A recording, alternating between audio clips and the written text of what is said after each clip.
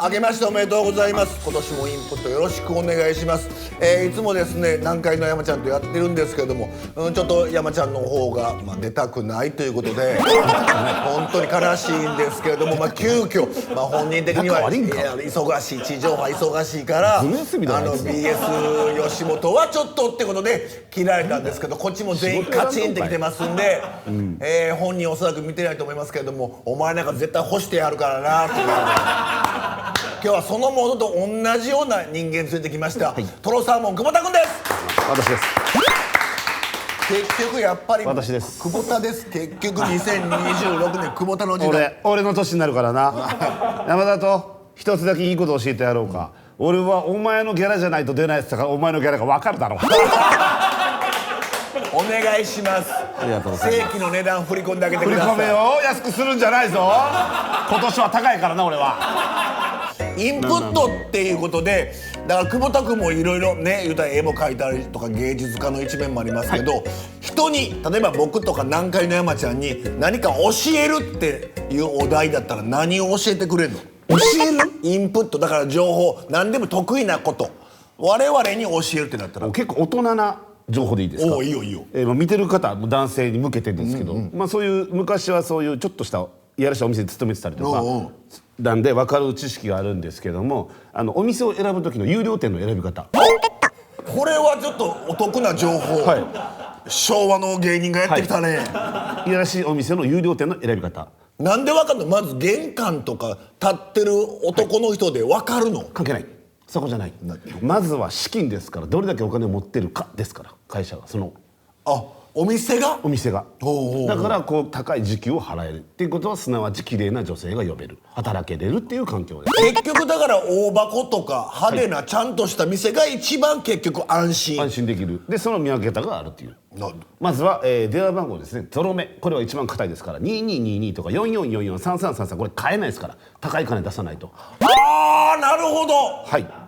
やらしい店の番号がちゃんと規則的なところは大丈夫です。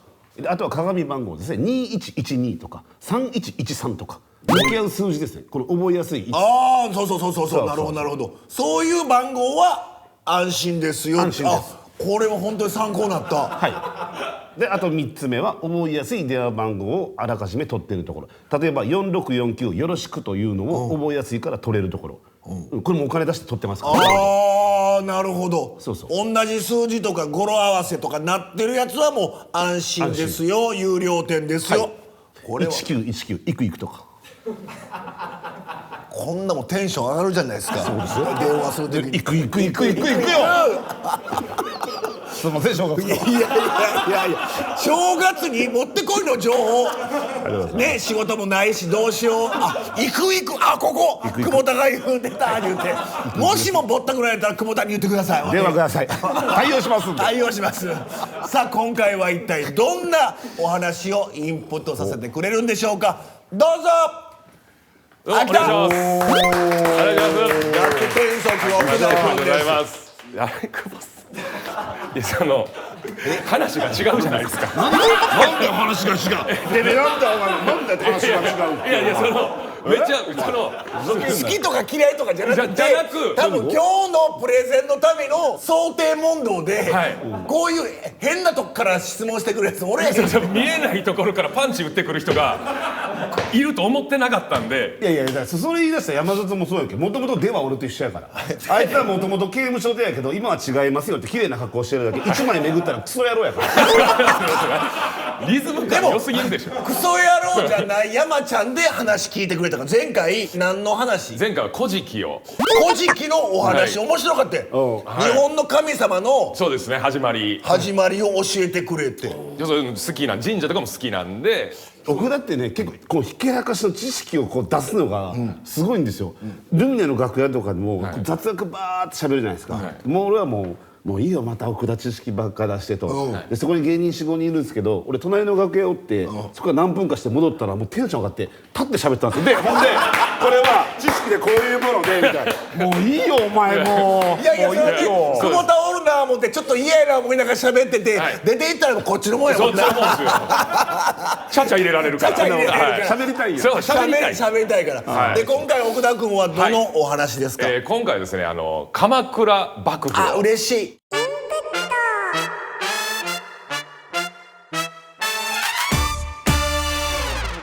大河ドラマとかで俺前から思っててんけど、ずっと戦国時代か、幕末とかそんなんばっかりや、ずっとや。でももうこれ飽きたでと思って、この間三谷さんがありました鎌倉殿の13人、めちゃくちゃおもろかって、なおかつそのオチ分かれへんからどうなんのか、なんかいまいちよう分かってないから、そうですね、なんとなく明智とかやったらもうオチ分かるし、家康も分かるね、織田信長も分かるやん。だからあれ鎌倉時代ができてから多分30年ぐらいしか書いてないんですよ。大河ドラマは。大河ドラマは。へえ。鎌倉時代って実は140年続くんですよ。そっか。で言うたら武士が初めて政治を行う幕府っていうものを作ったわけじゃないですか。だからここで幕府ができてないと戦国時代も明治維新もないんですよ。あれ征夷大将軍とか。はい、そうですそうです。そっからやもんね。柿野もなんとかの人丸みたいなのもなってたけど、坂の上の田村麻呂とかそうがなってるんですけど、すごいね。嬉しいよなそれが。嬉しいです。わーって言われる。途中から立ち上がってもらってもいいですか。それ失礼よ。テンション上がってきた。もうグーゆっくり立つんですか。ゆっくりだって。でも過去にも征夷大将軍ってそれはおったんですけど、その征夷の夷って外みたいな意味があるんですよ。外国みたいな意味があって、当時は朝廷近畿地方が真ん中やったんで東北地方は外国やったんですよ。そうやねんな。だから征夷大将軍、東北を治めるための軍のトップとして征夷大将軍ってなって戦って勝ったらこの位は朝廷にお返しするんですよ。で普通の武士に戻るっていうのが普通やったんですけど、征夷大将軍常設ゾーンが始まったわけですよ。鎌倉時代その源頼朝から常設。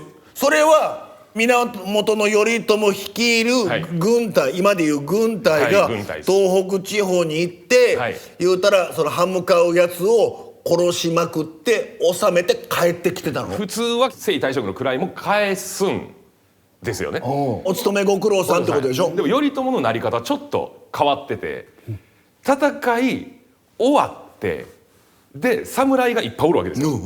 これのトップを作りたい、これを要は戦うんじゃなくてこの侍を治めるために征夷大将軍になったんですよ。なるほど、継続する肩書きは一緒やけど、ちょっと仕事違うけど、そうですそうです。こんな暴れん坊の中やったら天皇もね、あの時代やっぱ不安でしょう、時代が僕ちょっと収めときますよっていうのみたいなことですね。だからずっと侍の世の中になったんでトップが必要になったっていうイメージですかね。っていうことやから、大丈夫久保田君、こんな話を今から1時間ぐらいするけど、もしも無理やったらゆっくりスーってフレームアウトしてくれても俺は面白いから。でも大丈夫です。大丈夫？歴史とか好き？あんま好きじゃない？じゃないですけど、スタッフさんに言ったんですけど、僕歴史家系なんです、家が。僕大友宗麟の九州の。大友宗麟。大友宗麟の娘さんが久保田っていうところに入ってる家系なんです。で東京国立図書館にもあるんですけど、で役所に行って全部調べたんですけど、自分で言うのも嫌なんですけど、5代6代前がちょっと悪いことしちゃってて、名前あるじゃないですか、戸籍の名前、あれに「いくらウニ」って書いて「バツ」って書いてて、で聞いたら当時悪い罪人とかそういう人たちが魚の名前をして海に流されたっていう背景があった。ほんで今トロサーモンってつけてるから彼も背負ってるから。海に流される。流されたね。燃やされたんや。逆や。めちゃめちゃ燃やされたんや。燃やされた方だ。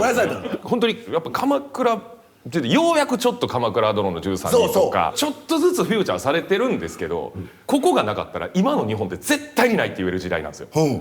それぐらいダイナミックな時代やのに地味すぎるんですよ。なんか登場人物とかも全然分からへんでしょ。頼朝ぐらいでしょ。分からんし、その前が源平家と源氏が戦って、そうです、源平合戦で最初平家物語やから大岡極めるけど、で源氏にやられて鎌倉幕府ができるぐらいで、そっから最終的には足利になるっていうぐらいしか知らん。この辺の流れ教えて。がやっぱすごい面白いんで、はいじゃあ今日はちょっと一応こうお願いしますいう流れでいきたいと思います。はい、はい、源頼朝こそファースト侍。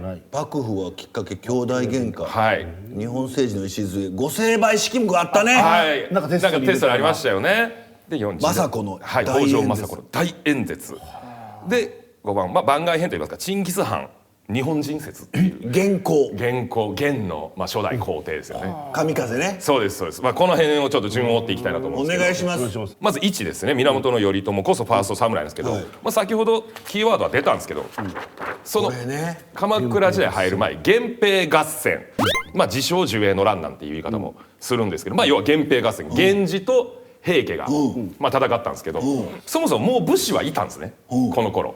で武士の基本的な仕事、下級貴族で基本は貴族のガードマンみたいな。なんかあれ荘園みたいなそうですそうです。がはいあって、はいそれの、ガードマンでそうですっていうなんか歴史の先生が言ってたん覚えてる。そうなんです。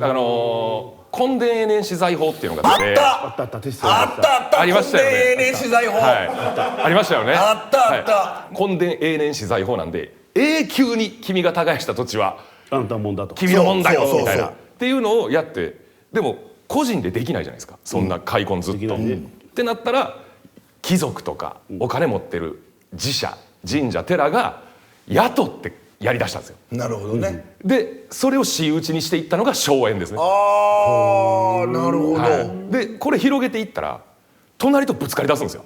どんどん近づいていくから広げていくんで喧嘩になるよ。喧嘩になるんでここのガードマンが必要になったんですよ。はで武士が生まれたんです。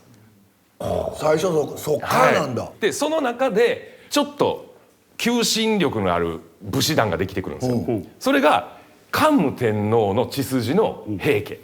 あれ一番初代で有名な清盛さん、いや違うの？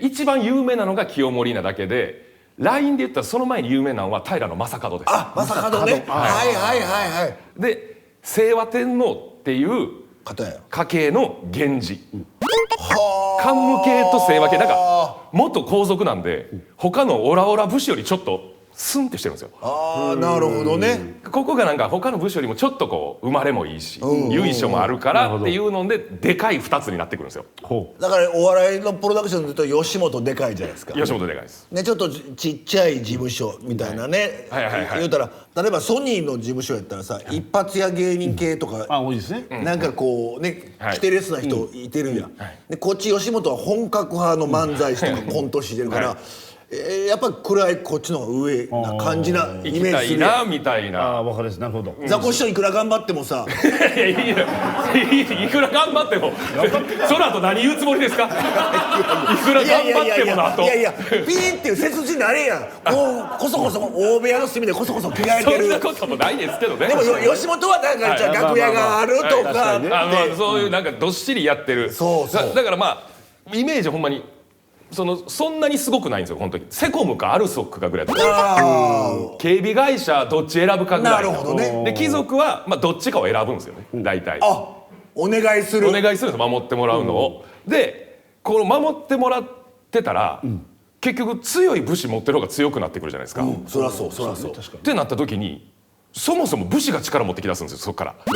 強いから貴族も言うこと聞かせれんくなってきて、民間の人もなんか貴族って貴族しすぎて嫌やねんなみたいな。なるほど。なんかやっぱ野良から上がってきた感じなんで。絶対どこの書物にも書いてないこと言うな貴族って貴族っぽくて嫌やなってどんな本やねんそういう感じなんですよね。そうだからやっぱ武士の言うこと結局民間も守ってくれてるの結局武士やしみたいになってきて、現場で働いてるの武士やん。武士やしっていうふうになってきて、この2大ゾーンがでかくなっていくんですね。でその時にもうゴリゴリになったのが平清盛なんですよ。で実は清盛も武士として政治に参加はしだすんですね。あもうそっからそっから太政大臣っていう総理大臣みたいな役職に貴族以外で初めてなるんですよ。で喧嘩強いんで、結果天皇よりも清盛の言うこと聞くことになっていっちゃうんですね。もう清盛の子供とかがもう平家にあらずは人にあらずとか言い出してて、ああそんな言葉、はい、有名有名。ってなった時にその時後白河上皇っていう人が、知ってる。はい、政治をやってたんですけど、ちょっと清盛怖いわってなって、ちょっともう引くわ。引くわな、そこまではないわみたいなってなって、こっそりこの清盛追い出そうみたいな感じのことをやろうとするんですけど、清盛それ聞いてもうブチギレて、で神戸福原っていうところに港開いて、そこで基本的におったんですけど、もう京都から攻めてくるらしいと、天皇系が。ふざけんなっつって京都にバーンって戻って後白河法をもう閉じ込めちゃうんですよ、京都から出れないように幽閉しちゃうんですよ。幽閉する。でもうここがもうピークですね、清盛の。もう幽閉して、いやいやね、外出たら誰がいるか分かんないで京都にねいて僕らが守りますわみたいな言い訳しながら出さないっていうことをやったんですよ。バチバチ言い合うんじゃなくて、我々が守ってます、町ではすごい治安が悪いから、とにかくこちらにいてください、いやでもいやいやいてください、っていう言い方の幽閉。そうです。で出れなくして、これでこれはあかんぞ清盛ってなった後白河法皇の子供がですね、平家討伐を命令するんですよ。うちの親父幽閉されてるから、されてると、これはさすがにやりすぎやろ。さすがにやりすぎやって言って立ち上がった中の一人が源頼朝。へえ。その時に清盛は殺されんの？清盛はね病死するんですよ実は。タイミング悪くね。でやっぱ清盛っていう屋台骨死んだんでちょっと平家弱なってるんですよ。そらそう。そのタイミングで源氏が出てくるんですよ。でこう攻めて上がってくるんですけど、でそこでおそらくこの源平合戦、この当時一番有名な源義経、牛若丸とか呼ばれる、これが頼朝の異母兄弟なんですね。お母さん違うんですけど兄弟なんです。お父さん一緒で、ここが合流するんですね。頼朝義経ペアで、この義経がとにかく戦の天才って言われてて、昔で言ったら奇襲とかなんで汚いとも言われてたんですけど、神戸攻めた時崖の上から馬で駆け下りて背後つくとかやってるんですよ、急のところを。でもうみんな無理無理無理って言ってるんですよ。吉田さん無理っすよって言うんですけど、山で猟やってる人にちょっと聞いてっつって、ここ馬降りてるの見たことあるって言ったら、馬はないっすねっつって、まあ鹿はありますねみたいな、じゃあいけるやんって言うんですよ。なんでってなるんですけどみんな。でもその前にその話は誰に聞いそんなの？本読んで本読んでだから多分23日前から本読んで、山里さんもとかってと思ったから今日もったからびっくりしてんねん。山里さんにやったら「ああそうなんだ」って言ってくれんねん。どこで読んでんとかやめてください。やめてくれよほんまに。いや過去に戻ったやつみたいな、そこまでなんかリアルやったから。だからそれで日踊り越えっていう、まあ、有名な話なんですけど、それで奇襲やったりとかで、最終的には平家をもう一気に山口県の方まで壇ノ浦まで追い詰めて、だから有名な壇ノ浦の戦い、でそこで平家は滅亡するんですよ。超電撃で。義経のが有名ですけど、頼朝がすごいのは、義経がガンガン西日本攻めていってる時に、もう九州にいるそのもしかして未来の敵に挟み撃ちにするかもしれないような武士団をもう同盟組んでるんですよ。ああなるほど。だから政治家としてめっちゃ優れてて、先を読む力がすごい。現場では強いのは義経かもわからんけど、やっぱトータル引きで見て、頼朝の方がすごい。やっぱりすごい。やっぱ600年続く礎、江戸まで続く武家政権の礎を作ったのはやっぱすごいんですけど、で清盛は太政大臣って言って宮家に入ろうとしたじゃないですか。でも頼朝はいやちょっと天皇家に入りすぎたら結局清盛みたいにやっぱりこいつ撃てって言われたりするぞと。だから武家として独立するっていう方法を考えるんですよね。吉本芸人で出世していく上で、天下取った時に、本社入りして社長を目指すってなったら、最初は良かったけど、その本間の社員からするといやちょっと何芸人が何ってなったから、やっぱその芸人として生き切って、その本社よりも上になってこう言うたら支配する方がいいという。だから西日本はごめんね、これセットなんですか？違うセットやん。勝手にこれでこの覚えやすい、だから、西日本は天皇さん朝廷にお任せしますわ。だから東日本は幕府がやりますわ。だから大体ぐらいの感じでおりましょうみたいな。なるほどね。吉本が大阪だけの時に木村正夫さんが東京行ってそうや誰に向けて言ってるんですよ。じゃあそれで言うと覚えるんだよ俺が木村大崎が東京行って赤坂のワンルームマンションで漫才ブームでってそこ最初ね最初ねその頃こっちの大阪の方はだから劇場で漫才いや先輩でも自分が覚えるんやったら声がでかすぎますよ。これ見てる人ようわからんから木村さんって誰ですかってなってるから違うもん調べたさな木村正夫そっち調べ出すからみんな。安師匠の有名なマネーマジャーネージャーさんですよね。これどっちの歴史問題がテスト出るんですか。こっちがこっちですよね。こっちじゃないですよね。こっち関係ないですこっち関係そうこっち関係だからそこで要は侍の地位を確立して幕府を開いたわけですから、源頼朝がファースト侍なるほどねでないんじゃないかってそれいうところだから鎌倉に開いたのは天皇さんのところは西日本言うたら、あそこの近畿を治めててくださいね、我々ちょっとこっち野蛮やから鎌倉を抑えてたら間違っても京都に行くことはないっていう名目なんや。もともと島流しにあったんですね最初の源平で負けた時負けたから源氏が、源氏が負けて頼朝言うたらその時の総大将の超御曹司やったんですよ、でもそいつも殺されちゃって、で島流しにあったのが静岡の方やったんですね。ああなるほど、でそこで要は武士団を立ち上げたんでそこを本拠地にしたっていう、ただまだ平家が滅んだぐらいなんでまだちょっと鎌倉前夜ぐらいですね。ここで2個目の項目ですね、幕府誕生のきっかけは兄弟喧嘩。頼朝と誰が喧嘩するの？これがさっき出てきた義経です。あそうなんだ、はいそこで義経が超立役者じゃないですか、平家を滅ぼす奇襲ね、でもう強いから義経を基本的に前線に出してその頼朝は割と岐阜愛知ぐらいに残って地固めしてたんですよ。なるほどね、地固めしつつ行くっていうイメージだったんですけど義経が思いのが早かったんですね、倒すのが、でこれがまたさっきも出てきた後白河法皇っていう、その時政治を行ってた人にめっちゃ気に入られるんですよ、かっこいいしお前ええなっつってなんかうちの誰か女の子を嫁にせえやぐらいのめっちゃ気に入られ方をして、そこで京都の警備を務めてたその当時警備医師っていう、役職があるんですよ、警察庁のトップみたいな、今で言う本部長みたいなっていう官職を受けるんですね、で頼朝それに怒るんですよ。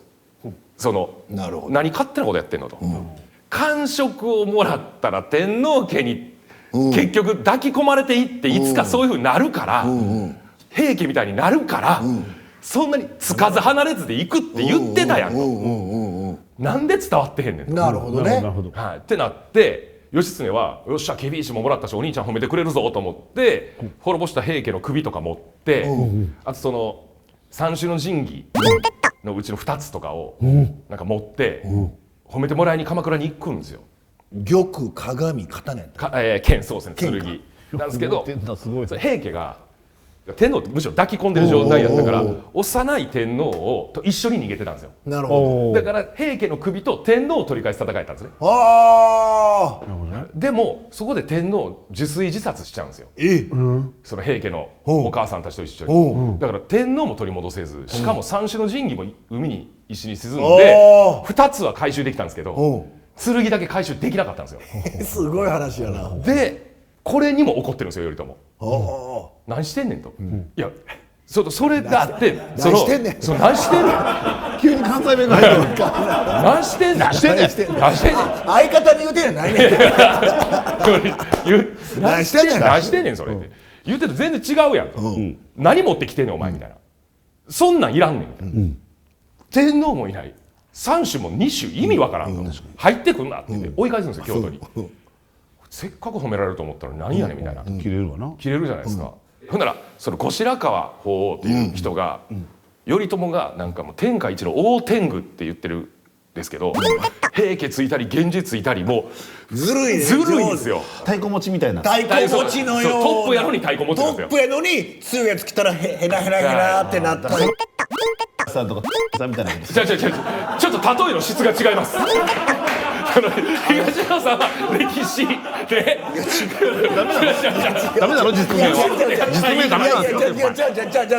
なんか俺との切り口が違いすぎて俺は吉本の歴史を持っていってるけど、お前ただ個別的になんか自分が嫌な思いした先輩あげてるだけやん置いていってるだけやん。違うんです俺も戦わなあかんのかなと思って戦わんでええねん、話聞いてたら戦わんでお前後ろおっとけ公園で大丈夫前線行くな奇襲に来るな奇襲すぎるんでお前すぐ奇襲やねんそれで、それ後白河法確かにそうだわ俺奇襲やろ。で一人しかおらなかった周り誰もおらなかった刀も持ってなかったわ肩を持ってへん木の枝でこうやって木の枝やってるだけやねんで義経戻ってきたんですよ、で、幕府認めてはいるけどやっぱり武士がなんか地位上がってってんのは天皇とか貴族は嫌なんいやですそりゃそうやよ。野蛮人がなんかやってんなみたいな、そうもう合戦終わってんからもう元の番犬に戻れやみたいな感じで思ってるんですよ。絶対そうよ。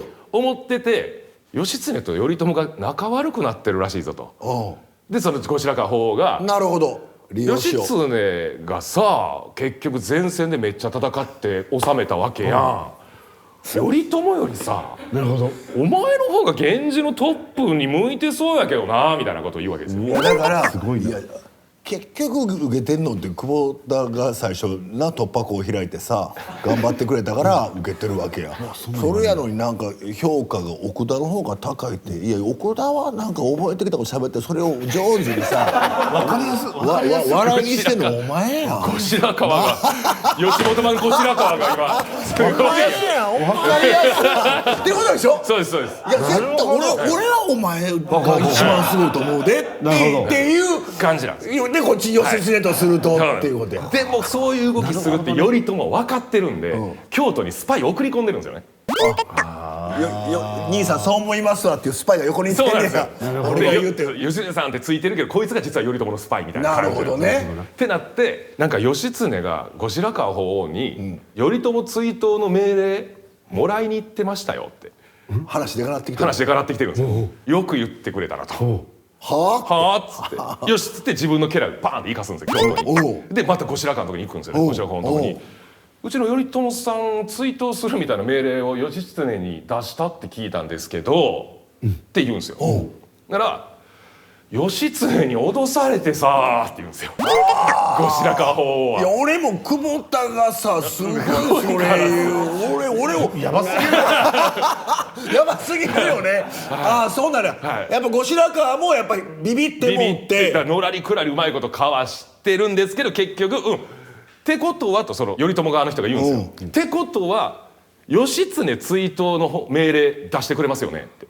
だって脅されたんですもんねって。ああなるほど。お気に入りか知らないですけど脅されたやつ家来にはできないでしょっていうああ感じで出すんですよね追悼令を。怖いね。いや怖いね。面白いね。でもやっぱり頼朝の方がやっぱり1枚も2枚も上手なんですよね。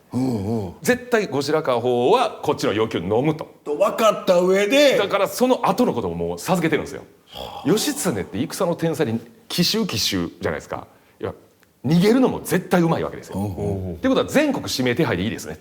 なるほど。だから「おいいよ」って言ってでもってそれこそ元平家の土地とか天皇の土地とかもあるわけなるじゃないですか。ほど。つながるねすごい。はい、かくまうとかはせんと思いますけどとあなたが持ってる土地とかにも、うちの警察署建てますよと。これが守護っていう職業なんですね。はい、守護っていう職を各地全国自分たちの土地以外にも置きます。それは義経のこためにの一連の騒動をで利用して、はい、全国指名手配なんで全国に警察署があり警ます。察置きますよって、はい今までは京都ぐらいしかなかったけど、はいでも警察運営にはやっぱお金かかる。かかる大丈夫迷惑かけません。その代わり、税務署みたいなのも独自のやつ置きますと。それが言うたらその時の税は土地とか米なんで米地面の頭で地頭、あはい、守護地頭というのを全国に置くんですよ。歴史の時間習った守護地頭、それは義経の騒動あってなった。そうなんですよ。でこれを全国に置き終わったのが1185年なんですね。